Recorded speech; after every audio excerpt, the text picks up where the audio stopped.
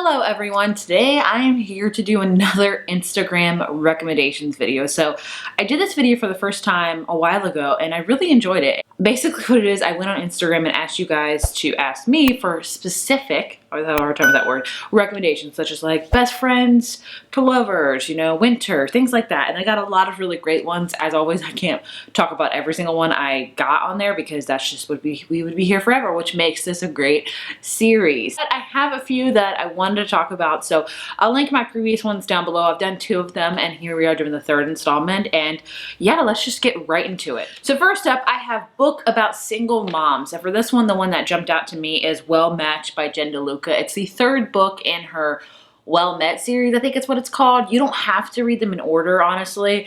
I mean, it would help, but honestly, you don't have to. This is basically about a single mom. Her daughter is about to graduate high school, and so she lives in this very small town, and she wants to kind of like, she's lived in this small town for her daughter for forever, and she wants to move out when she goes to college, but she starts getting her house ready for like renovations to sell and stuff like that. And she asked her really good friend Mitch, who is kind of like the town's playboy, to help her. In exchange, she has to pretend to be like his girlfriend for his family because he's a playboy. So, his family is always like, when are you going to settle down? And so they kind of do that exchange. And of course, things happen. It is an adorable romance, and it's about a book about a single mom, which is awesome because that needs to be represented more. I grew up with a single mom and she did great. Next up is book about grief, and for this one I always really recommend Float Plan by Trish Dollar. I read this year.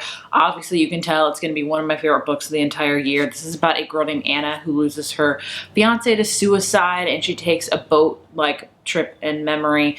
She takes like a boat trip, the one they planned before he passed away, to honor his memory. And it's all about her, going on this literal, physical, and kind of mental journey of grief and getting over things. And it's just a beautiful and profound book that is really heavy and talks a lot about grief. Next up is Marriage in Trouble. For this one, I immediately thought of one of my favorite Taylor Jenkins reads, and that is After I Do by Taylor Jenkins Reid. Like I said, it's one of her earlier ones. She's kind of gone away from the kind of women's fiction chick lit and more literary fiction, historical fiction, but still, this is one of my favorite ones by her. This is about a couple that's married and they're kind of falling out of love. They're reaching a crossroads in their marriage. They decide to take a year off where they kind of just separate. They don't talk to each other, things like that. They only see each other to exchange the dog that they have.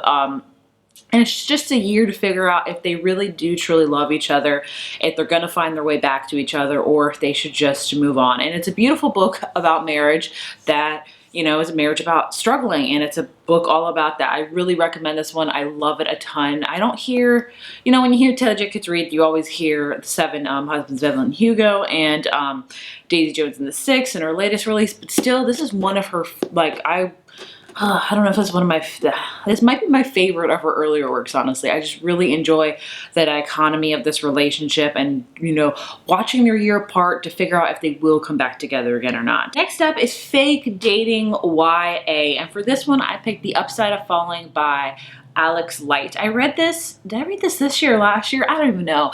My years are starting to get so put together, but this is about a girl that gets confronted by kind of her ex-best friend because she likes reading romance novels. You do your thing, girl. And her ex-best friend's like, why are you gonna read that? You don't know anything about romance or anything like that. And the high school star quarterback overhears this and he's like, this is my girlfriend. Why are you talking about her like that? He saves her pretty much, and they decide to have a fake relationship that's gonna benefit them both. And it's a super cute book. I'd say this really reminds me of To All the Boys I Loved Before, where it's kind of, it's PG, It's really great. It's super cute. I really enjoy it. Not a ton of people talk about it, which is sad because I really enjoy it. If you love YA contemporaries, I highly recommend checking this one out. Next up are books set in Alaska. And for this one, I'm going to be so cliche because I've only read a couple that are set in Alaska, even though I would say it's one of my favorite tropes, if you will. Number 1, The Simple Wild. I love it. A lot of people love it. You're probably like, I already knew this. Why are you talking about it? But in case you don't, there you go. It's all about a girl that goes to Alaska to reconnect with her dad, and she kind of falls in love with this really gruff and kind of mean pilot. So we have that one. Then also we have The Great Alone by Kristen Hanna. This one is a historical book that is set in the 60s of a family that moves to Alaska, and kind of you know, lives there, and it's really brutal, not only in the house, but in the wilderness. Both of them are great Alaska books. I'm actually about to start another book that is set in Alaska called The Name Curse. I believe it's all about like a girl that takes a hike or takes like some sort of thing in Alaska. I was like, I need to read more Alaskan books so I can recommend more than the 2 that I recommend all the time. So there's some recommendations in case you haven't heard of those, which I'm sure you have. So hopefully I can recommend The Name Curse, and that'll be something new, but check it out if you want another Alaskan book. Whether it's good or not, I don't know. I'll let you know. Next up, we have Plus Size Main Character, which I always love and read as much as possible because I am clearly plus size. For this one, I thought of Spoiler Alert by Olivia Dade. This one is all about a character. I think her name is April. She's a plus size character. She's really into fandoms, and she gets involved with an actor, and it's super cute. Really enjoy it. And we also have Any Brown Sister books by Talia Hibbert. She has a series of them. Get a Life, Chloe Brown, Take a Hint, Danny Brown, and Act Your Age, Evie Brown. They are all plus size. They're all great characters. I love them a ton, and I think the specific recommendation for this was plus size main characters that are not on a weight loss journey or doesn't talk about weight loss, which is totally fine, and none of these do, honestly. They are happy with who they are, and I think that is great. Next up, we have Holiday Romance, and for this one, I have one that I recommend that I really, really enjoyed, and that's Window Shopping by Tessa Bailey. This is her latest release. It's a very short story. I think it's like maybe a little over 200 pages, but it's a holiday romance. It is steamy, just so you're aware. So, you know, take with that what you will. But it's definitely a holiday romance that's super cute. Another one that I'm currently reading as of filming right now, because I'm filming like 2 weeks in advance because that's how my schedule works, is a cross-country Christmas road trip, I believe. A cross-country Christmas trip, something like that. It's kind of like a romance, but it's also women's fiction, but I still am really enjoying it. So those are the 2 I would recommend a ton. Next up is Book with Underwater Element. And for this, I immediately thought of Into the Drowning Deep by Mara Grant. I don't know where my copy has went. I think I lent it out to somebody and I have yet to see it again, which is the story of my life. There's so many books that I'm like, I think this person has it. Will I get it back? I don't know, but this one is basically all about mermaids, but killer mermaids. So in case you're like, I don't want those nice mermaids and things like that, I want some killer ones, check this book out. It starts off with this kind of mockumentary learning about these killer mermaids and going to confront them, and guess what? The boat never comes back. So it picks up many years later, and we follow the sister of one of the girls that had never came back from the boat trip, and they're doing this documentary again to not only learn more about the killer mermaids, to figure out, hey, where did this boat go many years ago? So it's got a whole bunch of science elements into it because it talks about the ocean and things like that, and it gets really technical, but it's a creepy book. Like, it's like I would say like sci-fi horror, and I really enjoyed it. You know, they go underwater, they see things, it's intense, and I loved it a ton. Next up is a thriller for beginners, and I was like, man, what do I think about this? Because I guess I still classify myself as a beginner with thrillers, but I don't know. And the one I really thought of is The Sundown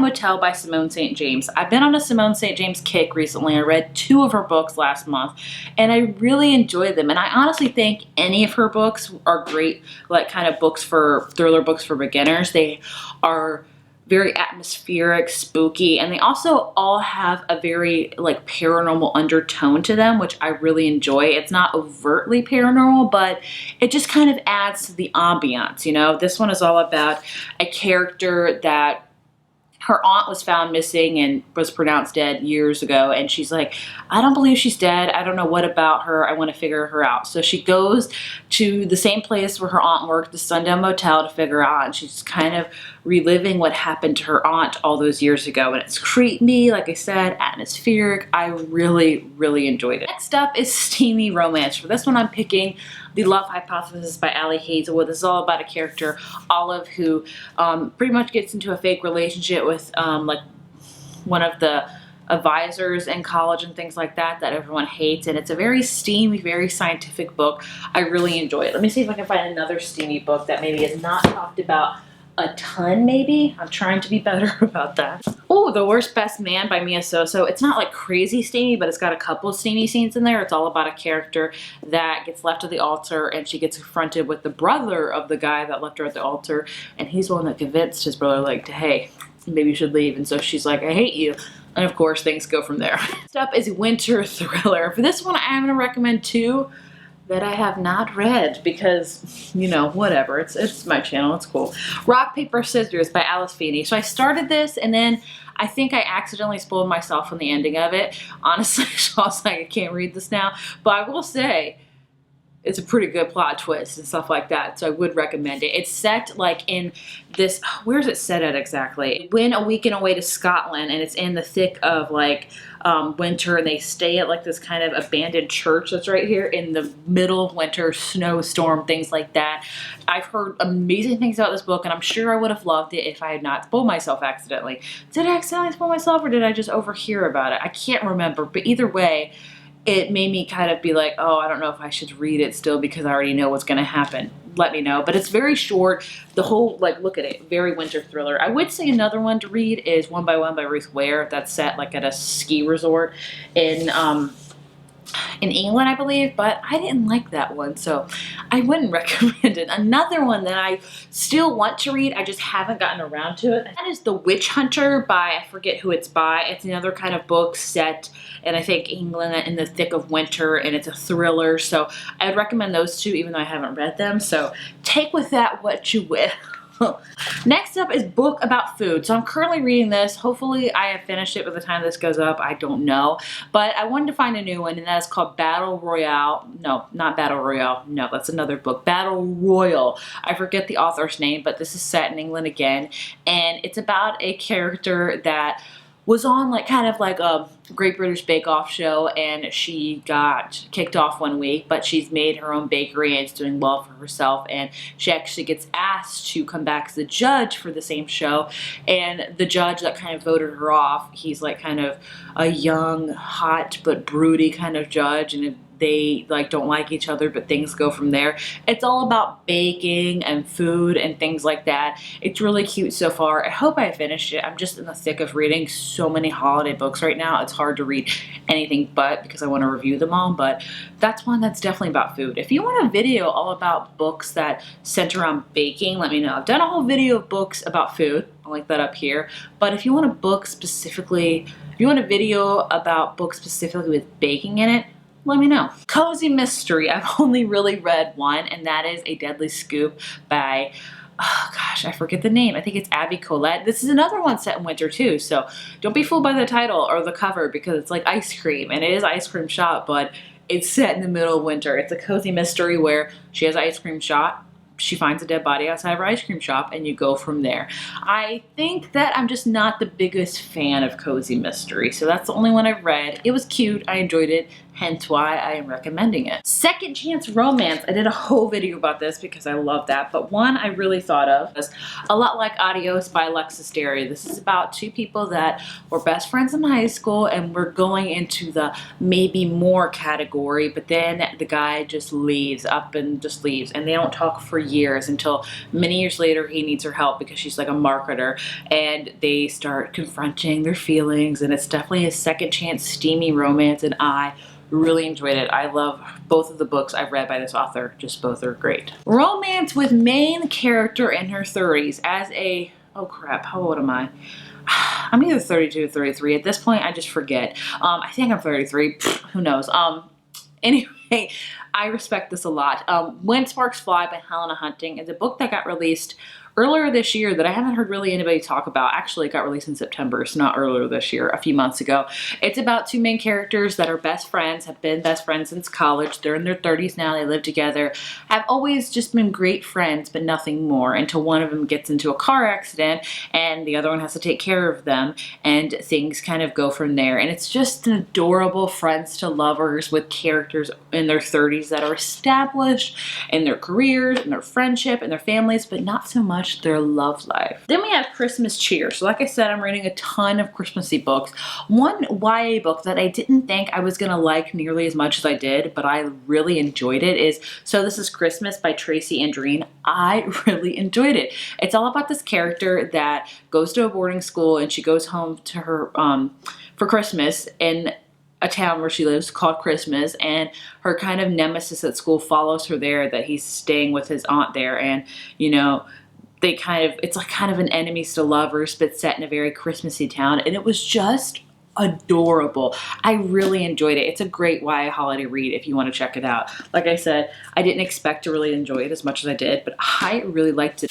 Oh, and I think that's it. That's my last prompt that I wrote down. So there you have it. Those are some recommendations that I hope I helped you guys with, really particular ones. Hopefully I didn't talk about the same books as I always do. I'm trying to expand on that, but give me some time and I will try to be better. But I hope you enjoy this video, and if you want to keep this series going, let me know.